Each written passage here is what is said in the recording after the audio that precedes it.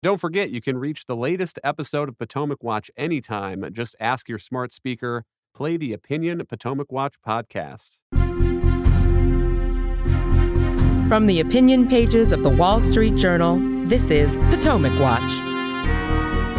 Welcome back. Kiev, the capital of Ukraine, came under what the Associated Press is calling one of the biggest attacks of the war on Friday. Air raid sirens, apparently 76 missiles launched. Ukrainian armed forces said they intercept 60 of them. There are some quotes here from people who had relatives that were killed into a 4-story apartment building that was hit by a missile. And Kate, let me throw this back to you because there's a question now this week about whether President Biden will send U.S. Patriot missile systems to Ukraine.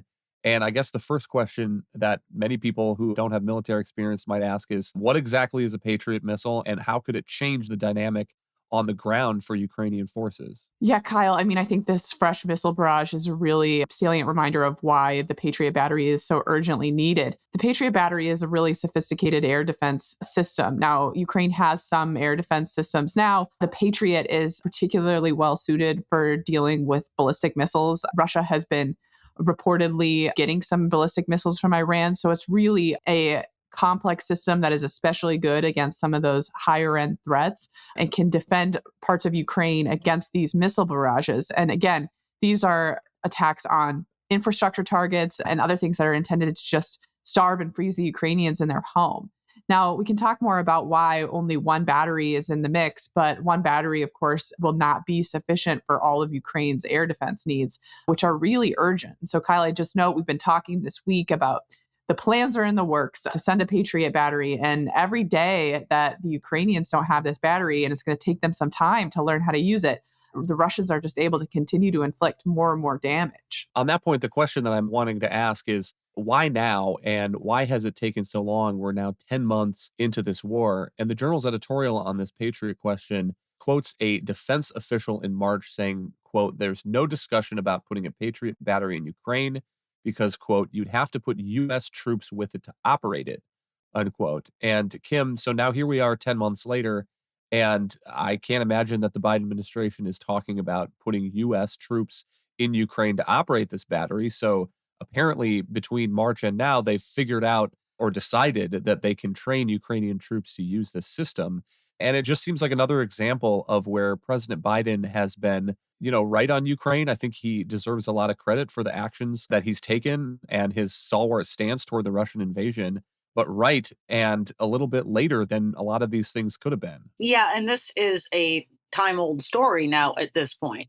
This was the argument they have used on so many things. Can't give aircraft because we'd have to train them up. Some of the other missile systems we'd sent before we sent them, the same argument. We can't give these to them because it'll be too hard for them to learn how to use them. Now, if we had at the very beginning of this occupation or this invasion by Russia gone about helping them with some of these, this could have been maybe over at this point. I think a couple of things went on. One, the White House, along with everyone else, went along with the whole belief that the Ukrainians would simply collapse, that Russia would roll right in there, and that this would be over quickly. Instead, they impressed, but haven't yet give full credit to the degree to which the Ukrainians have not just withheld, but clawed back a lot of their territory.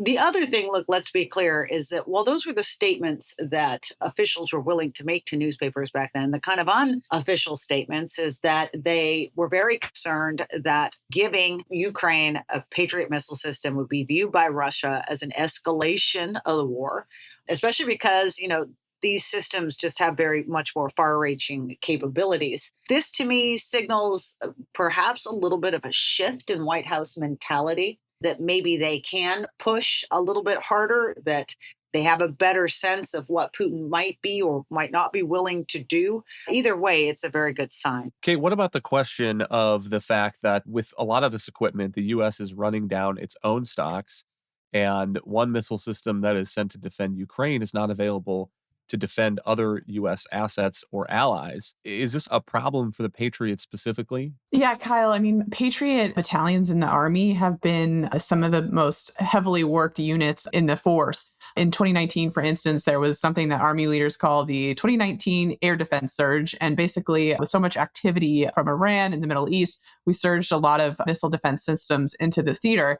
And these assets are in demand all over the world. They are needed in Europe. We've shifted more to Europe in response to events in Ukraine, and they're also quite coveted in the Pacific. So we simply don't have enough of them to go all around the world. I do think that that has contributed to some of the reticence about giving Ukraine a Patriot battery, but that's simply something that we can change by buying more of them, and which we need to do pretty quickly, as well as we need more of the missiles that feed the battery. I think the escalation concern hopefully is not as valid here because it's a defensive weapon fundamentally, and it's really to help Kiev protect from these attacks that are on real civilian targets. But it really is hard to credit what the slow nature of the rollout is. It's been leaked in the press for days, and sometimes it has the feel of kind of testing the waters before they really decide to roll out and do it. But one reason, Kyle, why the rollout timing does matter is that it's going to take time to train the Ukrainians how to use this system. It's complex, it's sophisticated. The Army has said that 6 months of training is probably the normal, and hopefully they can cut that in half. But it does take time to learn how to use these systems. A Patriot battery usually has about 90 soldiers attached to it in some fashion, including maintenance personnel. And sustaining the battery might require a maintenance pit crews that are on NATO soil. It's a sophisticated system, and so it's going to take some energy and legwork to get it up and running. And these missile barrages are going to continue every night until it's in theater and would be helpful there. And so I think that is a testament to why we need to move quickly on getting it rolled out. Finally, let's take a couple listener emails. Charles responds to our conversation this week on fusion, nuclear fusion energy. He says, true government basic research is vital to a vibrant economy. Bell Laboratories in the 50s and 60s was a private organization largely funded with government grants and innovated the laser and transistor. NASA, on the other hand, was a government agency and was equally innovative. Both organizations provided technologies that changed our world. He adds that government plays a role in encouraging science to take more risks and be innovative. And Greg responds to our conversation about the spending fight between Republicans. Mitch McConnell seems inclined to support an omnibus funding bill here before the end of the year, whereas Kevin McCarthy, the House leader, says he wants this conversation kicked into the new Congress when Republicans will control the House. And Greg says, I think that McCarthy is bluffing when he says he wants a temporary bill so that the GOP can have more input in the Omni in the new year. The reality is that with the Freedom Caucus and the wannabe Freedom Caucus members, McCarthy cannot actually control the Omni after the GOP takes over. He says that to get to 218 votes, McCarthy will have to go hat in hand to Democrats asking for help. That will come at the expense of giving the Democrats what they want. And Kim, I wonder what your reply to that is, this idea that Kevin McCarthy is saying he wants to kick this to the next year, and he's probably secretly hoping that the omnibus passes so that he doesn't have to try to wrangle his caucus and the Freedom Caucus next year. Well, the question of whether or not Kevin McCarthy can get it done is still entirely different from the question of whether or not it makes a lot of sense for Republicans to preemptorily surrender in this Congress. I mean, here's one of the problems with the current dynamic is, and it doesn't get talked about a lot because the Senate Republicans have done a very good job of making this point. Oh, McCarthy can't get it done. See, this is why we need to do it. But the reality is that Mitch McConnell is negotiating with basically both of his hands tied behind his back. The only way that this passes in a Congress currently controlled by Democrats in the House and the Senate, he pretty much told the Democrats and then some Republicans to do that. Well, the Democrats aren't going to vote for it unless they get pretty much whatever they want. And that is why we're looking at an omnibus that is in obscene levels at the moment, and when there's going to be all kinds of gimmicks to attempt to hide the fact that yes, Democrats are likely to get parity and get just as much domestic spending as we are getting an increase in defense spending. At least if you moved it to the next caucus, again, put aside the question of whether or not McCarthy can wrangle his people, you would change the dynamics. Then it's Republicans who are in charge on at least one side, and that means at least the opportunity for some spending restraint.